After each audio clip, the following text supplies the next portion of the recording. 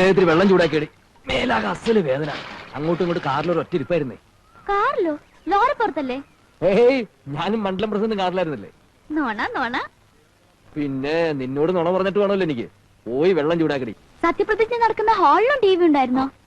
ഹോളിലെന്തൊരു T V? ചടങ്ങ് നമ്മൾ നേരിട്ട് കാണുകയല്ലേ.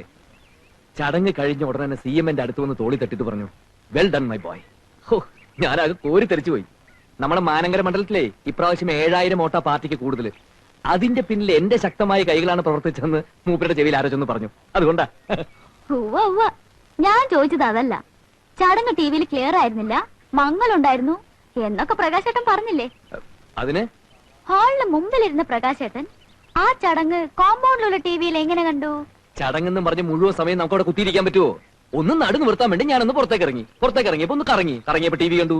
നേര് പറ, രാജ്ഭവന്റെ ഗേറ്റ് കടക്കാൻ പറ്റുമോ? നീ കുറെ കൂടുന്നുണ്ട്.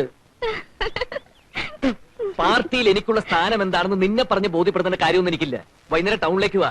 കൃതജ്ഞതാ സമ്മേളനത്തിന് ഞാൻ നടത്താൻ പോണ ഗംഭീര പ്രസംഗം കേൾക്കുമ്പോൾ നിനക്ക് മനസ്സിലാവും ഞാൻ ആരാണെന്നുള്ളത്.